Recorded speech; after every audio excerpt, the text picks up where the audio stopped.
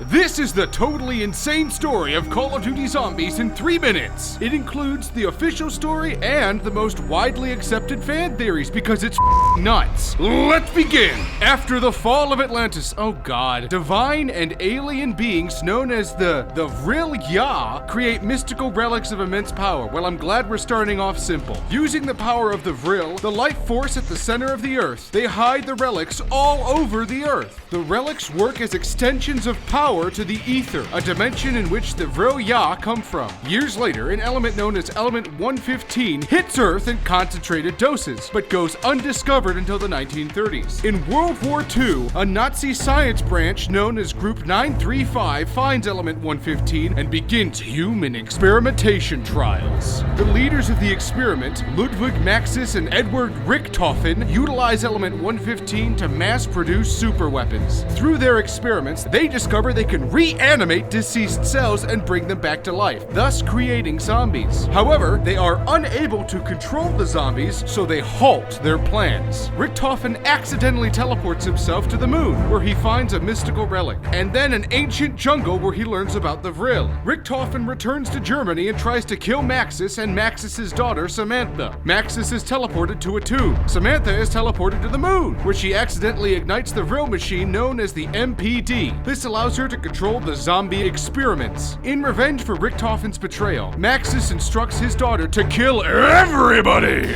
Samantha uses the zombies to attack anyone Maxis claims as an enemy. Richtofen teams up with a small band of Group 935 test subjects, and they travel forward in time to escape Samantha's wrath. Richtofen leads his group through time and around the world gathering relics to defeat Samantha. Richtofen finally returns to the moon and swaps bodies with Samantha, taking control of the zombies. In order to stop Richtofen's powers, Maxis orders the launching of missiles at Earth to sever Richtofen from the Vril. This fails, and Richtofen sends zombie hordes to attack the survivors of the now destroyed planet. Samantha is sent back in time and jumpstarts a new timeline. She returns to 1917 and convinces her father she is from the future. The rift in the timeline causes zombies to appear and attack. The rift also opens up a door to a new timeline, where Richtofen discovers the existence of all the numerous dimensions. In the original timeline, Maxis' soul is sucked out into the virtual world. There, he jumpstarts his plans to open the portal to the ether and harness its power to defeat Richtofen. He employs a number of survivors to find him the mystical relics. Maxis succeeds in his plan, defeats Richtofen, and reunites with Samantha. But in the new timeline, Richtofen travels back to World War II and kills the version of himself that sends Samantha to the moon. The zombies from the second timeline attack, and Richtofen fights them off with the band of Group 935 test subjects. They turn their attention to the remainder of Group 935, which exists on the moon. In an attempt to stop them for good, they fire missiles at the moon and destroy it. Having done so, the dimensions and alternate timelines finally converge, and time continues as it is from the 1940s and on, but without a moon. And that's the incredibly simplistic story of Call of Duty Zombies. If you're actually able to follow that in one go, I think you deserve a Medal